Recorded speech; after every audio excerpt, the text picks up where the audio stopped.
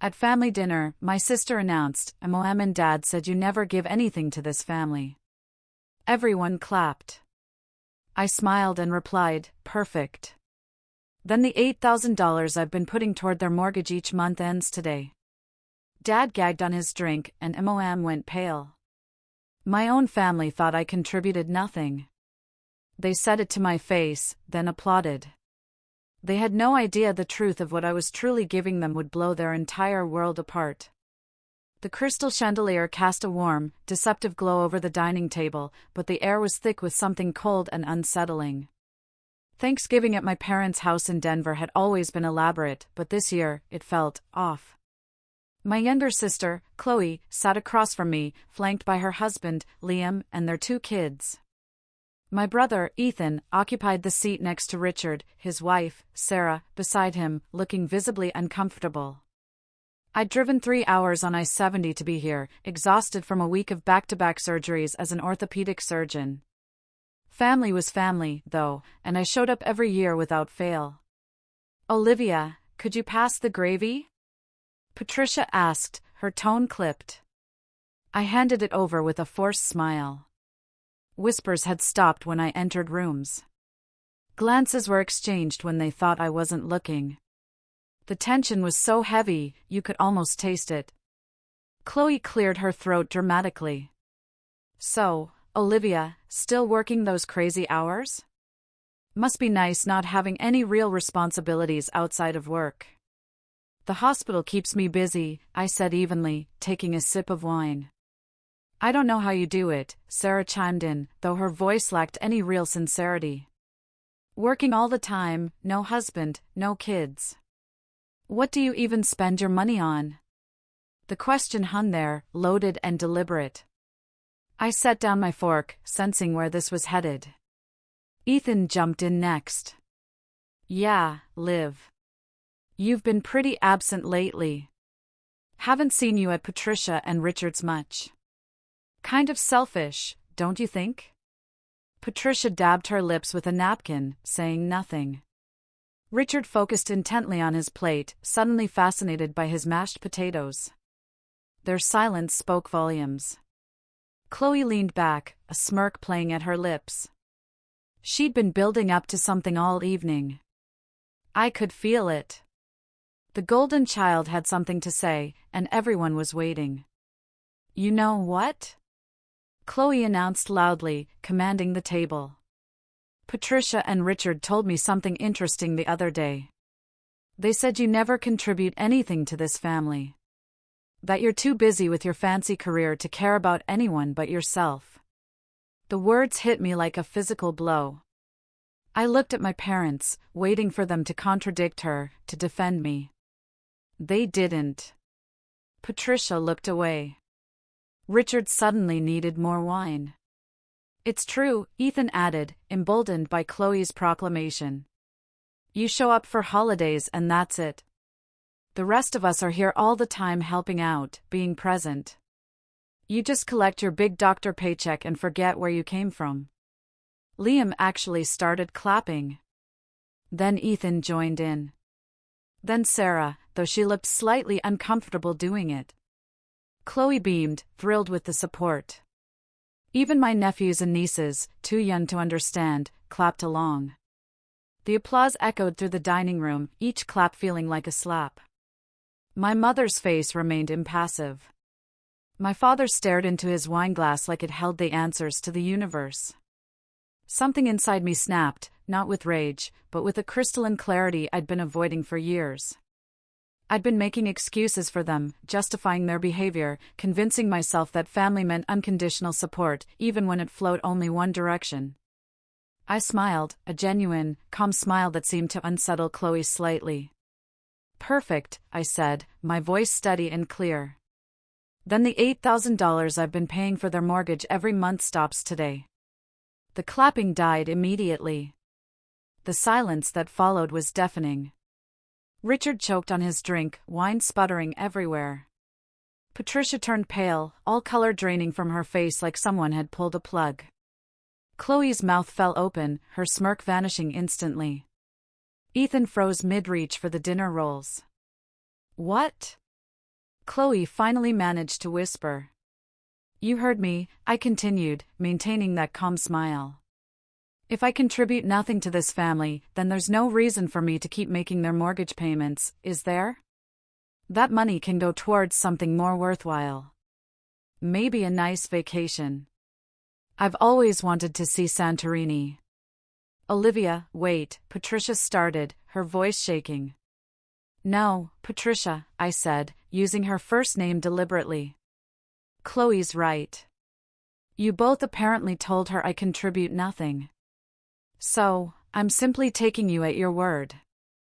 The bank transfer scheduled for next week? Cancelled. The one after that? Also cancelled. In fact, every single one going forward. Richard's face had gone from red to purple. Sweetheart, you can't just, what? Richard, stop paying for a house that isn't mine? Stop funding a mortgage for people who think I contribute nothing? I interrupted. I absolutely can. In fact, I should have done it years ago. The truth was pouring out now. And I couldn't stop it. Didn't want to stop it. Do you know how long I've been doing this? For years. For years of $8,000 a month.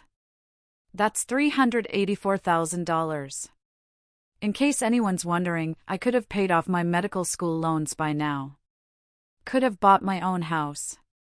Could have done 1,000 things with that money. Sarah looked genuinely shocked. You've been paying their mortgage this whole time? Every month, I confirmed. Started when Richard's business went under and they were facing foreclosure. They asked me to help temporarily. Temporarily turned into 4 years. Chloe's face had gone from pale to red. Mom, Dad, is this true? Patricia couldn't meet her eyes. Richard suddenly found the ceiling incredibly interesting. They didn't tell you? I asked, though I already knew the answer. How interesting. They didn't mention that your selfish, absent sister was the only reason they still had a roof over their heads. That while you all gathered here for Sunday dinners and birthday parties in this house, I was the one actually keeping it out of the bank's hands. Olivia, please, Patricia said, tears forming in her eyes. You can't do this to us. I can't do this to you? I repeated, my voice rising slightly before I caught myself and brought it back down. You just sat there while your children tore me apart. You didn't say a word. You let them applaud the idea that I'm worthless to this family. And now you want to talk about what I can't do? Ethan had gone very quiet. Liam looked like he wanted to be anywhere else. The kids sensed the tension and had stopped making noise, their eyes wide. When you called me 4 years ago, I said, looking directly at Richard, you were crying. You begged me not to let you lose this house. You said it was everything you and Patricia had built together. You promised it would just be for a few months until you got back on your feet. Things didn't improve as quickly as we thought they would, Richard mumbled. Clearly. Yet somehow you found money to help Chloe and Liam with their down payment last year. $50,000, wasn't it, Chloe? My sister's face confirmed it. And Ethan, that boat you bought last summer, the one docked at the marina. Who do you think gave Patricia and Richard the money they loaned you for that? Ethan's face went ashen. That was their money. They said it was theirs to give. Technically true, since I gave it to them. $20,000, I clarified. But it was never really theirs, was it? It was mine. Passed through them like I was some kind of anonymous ATM. The weight of my words settled over the table like a heavy blanket. Patricia had started crying quietly. Richard couldn't look at anyone. You used my money to help them, I said softly, the hurt finally creeping into my voice despite my best efforts. You took my money and gave it to your other children while letting them believe I contributed nothing, while letting them think I didn't care. We didn't tell them to say those things, Patricia protested weakly. But you didn't correct them either, did you? When they started talking about how absent I was, how selfish I was, you stayed silent. You let them believe a lie because it was easier than admitting the truth. Easier than admitting you needed me, that you've always needed me. The memories came flooding back, growing up as the oldest, the responsible one. The one who got straight A's while Chloe barely passed. The one who worked 2 jobs through college while Ethan partied through his trust fund back when there was still money. The one who never asked for anything because I learned early that asking meant disappointment. I worked 70-hour weeks during my residency, I said. I lived in a studio apartment that had mice because it was all I could afford while paying off debt and sending you money. I ate ramen for dinner more nights than I can count. I drove a car that was literally falling apart because I couldn't justify buying a new one when you needed help. We didn't know it was that hard for you, Sarah said quietly. You didn't ask, I replied simply. None of you asked. You just assumed that because I was a doctor, money wasn't an issue. That my life was easy and comfortable. You never wondered why I never took vacations or why my apartment was in such a terrible neighborhood or why I wore the same 3 outfits in rotation for 2 years. Chloe was crying now, too. Olivia, I didn't know. I swear I didn't know any of this. Would it have mattered? I asked her directly. Before tonight, before you found out about the money, would it have mattered? Or would you still think I was selfish for not showing up to every Sunday dinner, for missing some birthdays because I was literally in the operating room saving lives? She didn't answer. She couldn't. I missed Thanksgiving 2 years ago, I continued. Do you remember why, Chloe? She shook her head. I was performing emergency surgery on a 12-year-old girl who'd been in a car accident. She had multiple fractures that needed immediate attention. If I hadn't been there, her recovery would have been significantly compromised. But all I heard about for months afterward was how I'd chosen work over family. How I didn't care enough to be there. Nobody asked why I missed it. You all just assumed the worst. The silence stretched on. Outside, I could hear the distant traffic, the hum of the heating system, the ticking of the grandfather clock. Here's what's going to happen, I said, pulling out my phone. I'm going to call the bank on Monday and stop all automatic transfers to your mortgage account. You have 1 month to figure out your finances. That's more than fair, considering you've had 4 years to get your act together. Olivia, please, Richard finally spoke up, his voice cracking. We'll lose the house. We can't make those payments on our own. Then you should have thought of that before you let your children believe I was worthless, I said coldly. You should have thought of that before you distributed my money to them behind my back. You should have thought of that before you sat silently while they tore me down at your dinner table. What do you want us to do? Patricia asked desperately. We can't afford this place without your help. Sell it, I suggested. Downsize. Get something you can actually afford on Richard's retirement and your Social Security. Join the real world where people live within their means instead of relying on their daughter to subsidize a lifestyle they can't maintain. This is our home, Patricia protested. It's a house, I corrected. A house you couldn't afford to keep. A house that became my burden to carry while you pretended everything was fine. A house you used as a backdrop for family gatherings where I was the villain because I couldn't always attend due to the demanding job that paid for it all. Chloe spoke up, her voice small. We can help. Ethan and I can contribute. With what money? I interrupted. The money you're spending on private school for your kids? The money Ethan's putting into that boat? The money you're both using to maintain your own lives? No, this isn't your problem to solve. It was never your problem. It was theirs, and they made it mine without ever being honest with you about it. Liam shifted uncomfortably. Look, Olivia, maybe we were too harsh earlier. We didn't understand the full situation. You didn't understand because they lied to you, I said flatly. By omission, maybe. But still lies. They let you all believe that I was the problem, that I was the selfish one who forgot where she came from. They let you think that while cashing my checks every single month. Richard finally looked at me, really looked at me, and I saw something in his eyes I'd never seen before: shame. Deep, profound shame. "I'm sorry," he said quietly. "You're right about all of it. We should have told them. We should have defended you. We should have been grateful instead of letting them think you didn't care." "You should have," I agreed. "But you didn't. And that tells me everything I need to know about where I stand in this family." Patricia reached across the table toward me, but I pulled back. "Olivia, you're our daughter. We love you. Love isn't just words, Patricia. Love is action.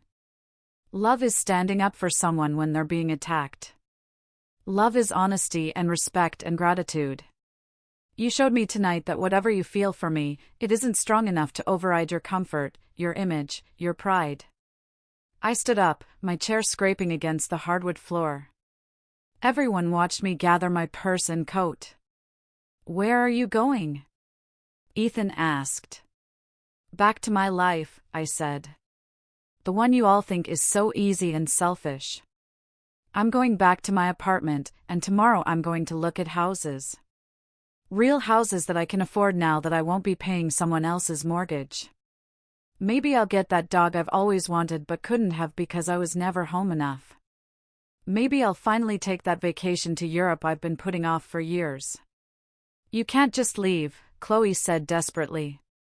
"We need to talk about this." "We just did," I replied. "For 4 years, I waited for you all to acknowledge what I was doing. For someone to say thank you, for someone to recognize that I was sacrificing my own financial security for theirs. Instead, I got accused of contributing nothing. So, we're done talking." Sarah stood up. "Olivia, wait. I think everyone's in shock right now. Maybe if we all just calm down." "I am calm," I assured her. "I'm the calmest I've been in years, actually. Because I finally see clearly. I see that I've been enabling their dysfunction. I see that I've been so desperate for approval from this family that I let myself be used. I see that the only person looking out for me is me. So, that's what I'm going to do from now on. Look out for myself." "What about Christmas?" Patricia asked, suddenly, absurdly. "You'll still come for Christmas, won't you?" The question was so ridiculous, so tone-deaf, that I actually laughed. "You're serious? After tonight, you actually think I want to spend another holiday being your family's emotional punching bag?" "We can make this right," Richard insisted. "Just give us a chance to fix this." "You had 4 years to fix it," I said. "For years to be honest. For years to show appreciation. For years to tell your other children to back off when they criticize me for not being around enough. You chose not to. That was your choice. And choices have consequences." I walked toward the front door, my heels clicking on the marble entryway they'd insisted on when they renovated 5 years ago. Before the business failed, before everything fell apart, before I became their secret safety net. "Olivia," Chloe called out, following me. "Please don't go like this. We're family." I stopped at the door and turned to face her. "Family should build each other up, Chloe. Family should have each other's backs. Family should celebrate each other's successes, not resent them.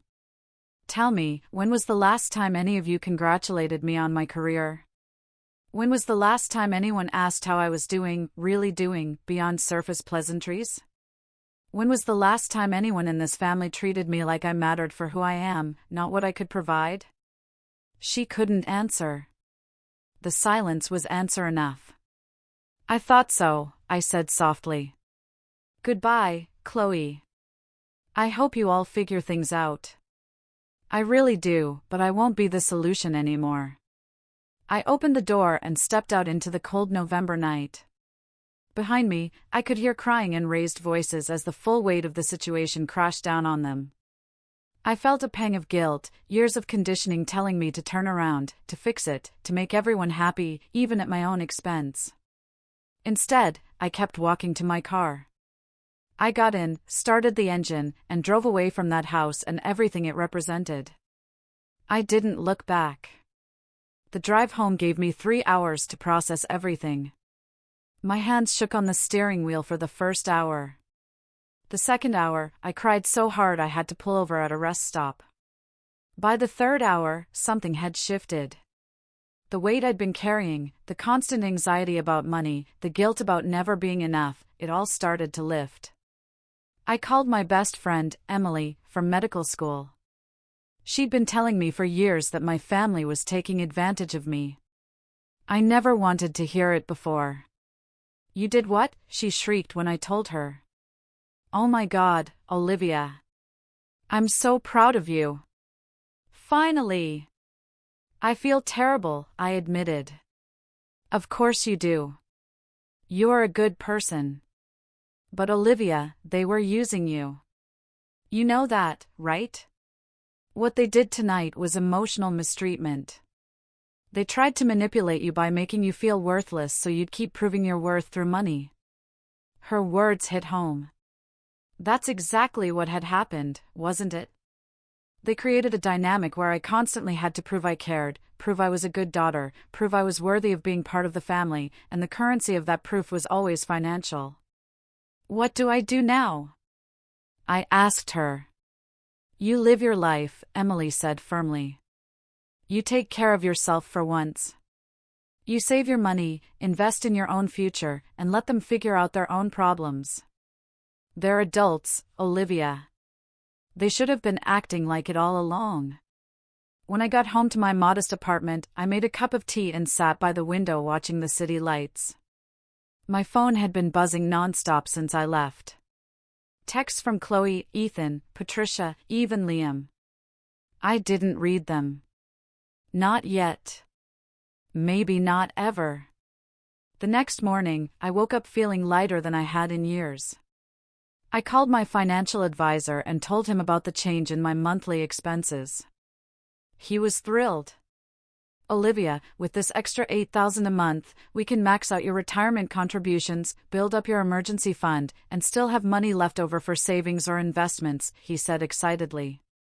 "You could retire comfortably by 55 with this kind of saving rate." 55. I was only 36 now. That meant 19 years of being able to do whatever I wanted. Travel, volunteer, maybe even teach. The possibilities felt endless. I also called a real estate agent. By Monday, I was looking at houses, real houses with yards and updated kitchens and space for that dog I'd always wanted. Houses I could actually afford now that I wasn't hemorrhaging money every month. The texts kept coming.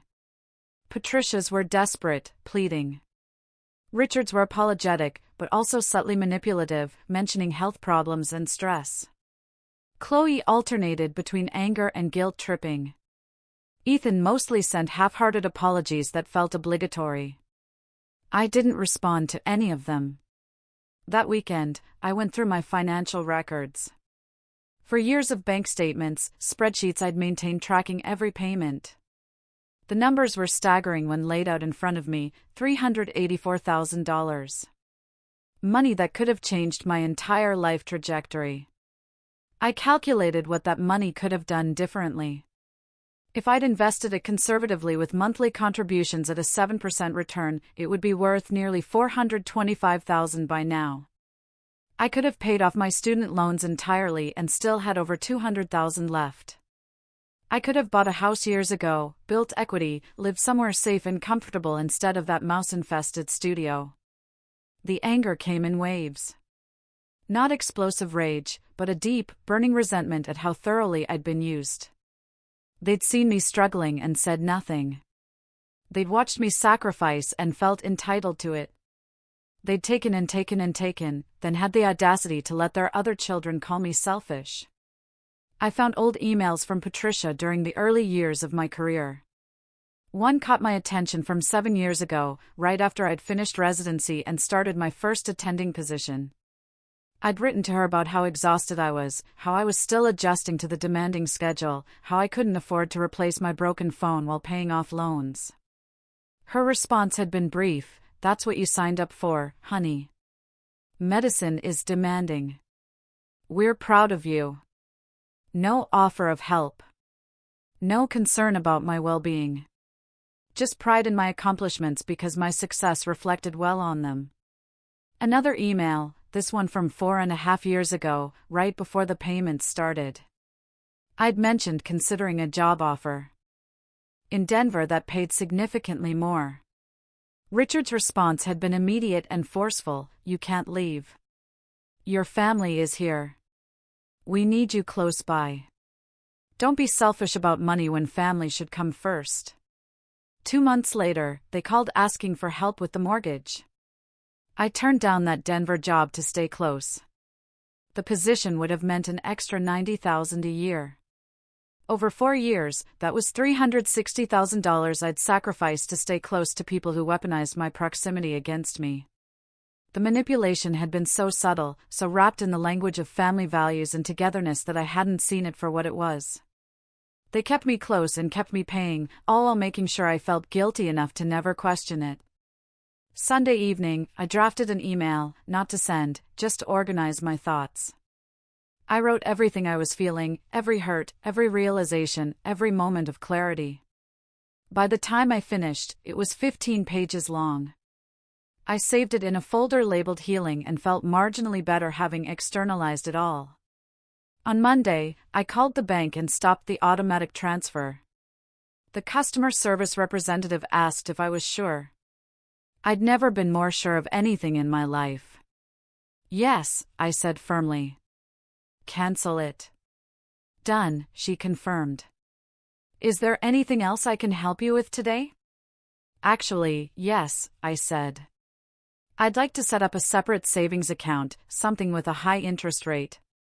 I'll be depositing $8,000 a month." The satisfaction I felt when she set that up was indescribable. $8,000 that would be mine. That would grow for me. That would fund my future, my dreams, my life. Work became my sanctuary. The hospital was demanding but rewarding. My patients appreciated me. My colleagues respected me. Nobody there expected me to set myself on fire to keep them warm. 2 weeks after Thanksgiving, I finally read some of the messages. Patricia's were the hardest to read because she genuinely seemed to not understand why I was so upset. She kept talking about family loyalty and how children should help their parents. Nothing about gratitude, nothing about the deception, nothing acknowledging that what they'd done was wrong. Richard's messages were more self-aware. He admitted they'd handled everything badly. He said he was ashamed, but even his apologies were tinged with expectation that I would eventually come around, forgive them, resume the payments. He couldn't conceive of a world where his daughter simply said no and meant it. Chloe sent the most messages. Some were angry, calling me selfish and heartless. Others were pleading, talking about family bonds and forgiveness. A few were actually thoughtful, admitting she'd been wrong and that she understood why I was hurt. Those ones almost got to me. Almost. Ethan's messages were brief and infrequent. He'd never been good at emotional expression. His apologies felt rote, like he was checking a box rather than genuinely reflecting on what had happened. The hospital became my refuge during this time. Dr. David Evans, the head of orthopedics, noticed something different about me. During a case review meeting, he pulled me aside. "You seem lighter somehow," he observed. "Different. Good different." I found myself telling him everything. The whole story spilled out in the doctor's lounge over terrible coffee. David listened without interrupting, his expression growing increasingly incredulous. "Olivia, that's financial mistreatment," he said bluntly when I finished. "What they did to you, letting you struggle while taking your money and redistributing it to your siblings without acknowledgement, that's textbook exploitation. Hearing someone validate my experience so clearly brought unexpected tears. I thought I was overreacting. You weren't, David assured me. If anything, you underreacted for 4 years. Good for you for finally drawing a boundary. Stick to it. His words stayed with me. I'd been so conditioned to minimize my own needs, to see self-sacrifice as virtue, that I couldn't recognize mistreatment when I was living it. The clarity hurt, but it also freed something inside me. I started seeing a therapist. Dr. Karen Miller specialized in family dynamics and boundaries. Our first session, she asked me to describe my family in one word. I said complicated. She asked what word I'd use if I was being completely honest. After a long pause, I whispered, toxic. That's a hard word to apply to family, she said gently. But sometimes it's the accurate one. Let's explore that. Over the following weeks, we unpacked decades of dysfunction. The parentification I'd experienced as the oldest child, the golden child syndrome with Chloe, the enabling behavior I'd developed, the way I'd learned to equate love with financial provision because that was the only contribution they seemed to value. Your worth isn't measured in dollars, Dr. Miller told me during one session. But they taught you it was. They trained you to prove your love through money, then criticized you for not providing enough emotional presence. You couldn't win because the game was rigged. Christmas came and went. I spent it volunteering at a free clinic, then treating myself to an expensive dinner at a restaurant I'd always wanted to try. I bought myself presents, a new laptop, some clothes that actually fit well, books I'd been wanting to read. It felt strange, but good to spend money on myself without guilt. My phone was quiet on Christmas Day. They'd finally gotten the message. New Year's Eve found me at Emily's house party, surrounded by colleagues and friends who actually cared about me. At midnight, as everyone cheered and hugged, I made a resolution. This year would be about building the life I'd always deserved. January brought unexpected changes. A patient I treated months earlier, a wealthy businessman named Robert Maxwell, who'd suffered a compound fracture, contacted me. He wanted to thank me properly for saving his ability to walk and offered to connect me with his financial advisor. Dr. Bennett, you did more than fix my leg, Robert said over lunch. You gave me my life back. The least I can do is help you build a future you deserve. His advisor, a sharp woman named Maria Rodriguez, took one look at my finances and practically gasped. You have almost nothing saved for retirement. How is that possible on a surgeon's salary? I explained the situation, all of it. Maria's expression shifted from confusion to anger to determination. We're fixing this, she declared. You're 36. We have time, but we need to be aggressive.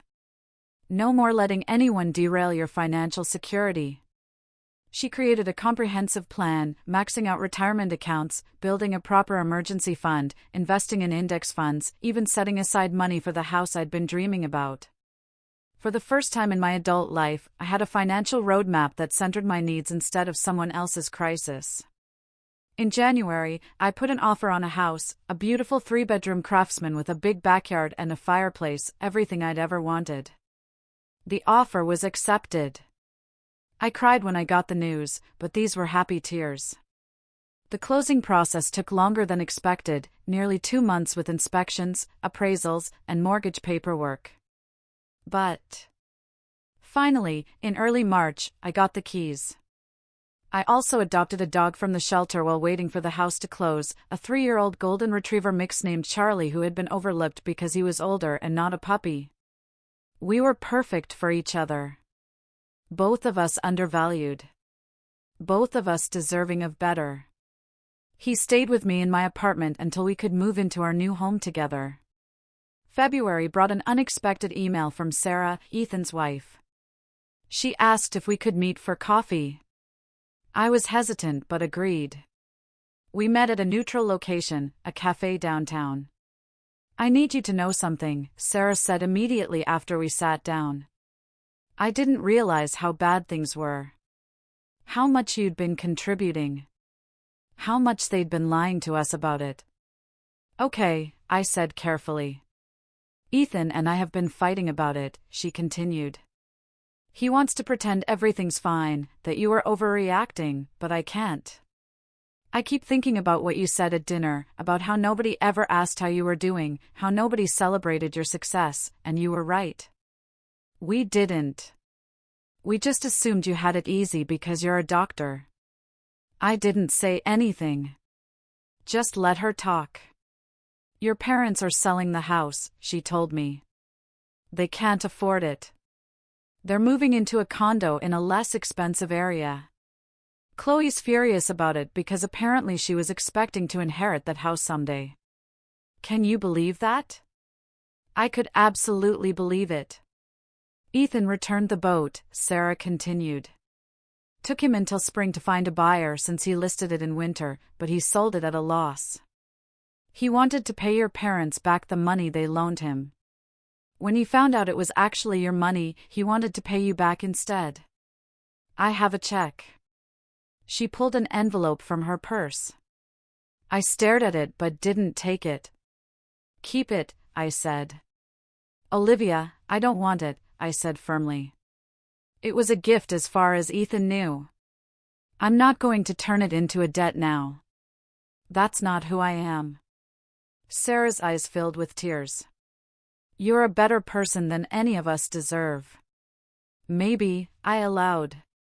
Or maybe I'm just done letting money define my relationships. For what it's worth, I'm sorry, she said. I should have been kinder to you. Should have asked more questions. Should have defended you when the others were ganging up. You should have, I agreed. But I appreciate you saying it. We talked for another hour. She told me about the fallout in the family, how Chloe and Patricia weren't speaking, how Richard had become withdrawn and depressed, how Ethan was reassessing his relationship with his parents. It was messy and complicated and exactly what happens when years of dysfunction finally come to light. I felt sympathy for them, but I didn't feel responsible for fixing it. That was growth, I supposed. Life continued. Spring brought warm weather and the joy of finally moving into my new house. I hosted a housewarming party for my friends from the hospital. Real friends who supported me and celebrated my success without jealousy or expectation. It was the best party I'd ever attended. Charlie loved the new house. He spent hours in the backyard chasing squirrels and napping in the sun. Coming home to him every day made the long shifts bearable. He didn't care that I was a doctor or that I made good money. He just cared that I came home and loved him. I started dating. Not seriously, but I put myself out there in ways I'd never felt I could before. When you're constantly stressed about money and family obligations, romance takes a backseat. With those pressures gone, I had space for it. In May, I got a letter in the mail, Patricia's handwriting on the envelope. I almost threw it away without reading it, but curiosity won out. The letter was long, several pages of careful handwriting. Patricia apologized, really apologized, without excuses or justifications. She admitted they'd been wrong to hide my contributions from Chloe and Ethan. She acknowledged that they'd taken advantage of my generosity and sense of family loyalty. She said she understood if I never wanted to speak to them again, but that she hoped someday I might be willing to try. At the bottom, she included their new address and phone number. No pressure, just information in case I wanted it. I put the letter in a drawer and didn't think about it for a while. Eventually, maybe I'd be ready to reach out. Maybe I'd be able to have some kind of relationship with them again on my terms, with clear boundaries. But that day wasn't today, and it might not be tomorrow either. The important thing was that I was okay. More than okay, actually.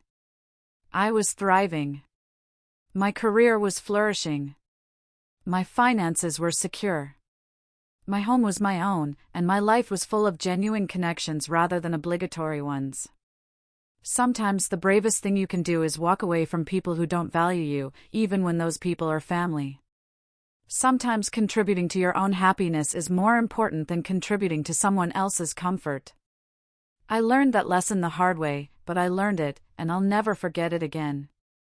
My name is Olivia. I'm an orthopedic surgeon, and I finally put myself first.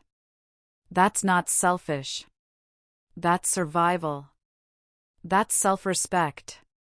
That's knowing your worth and refusing to accept less than you deserve.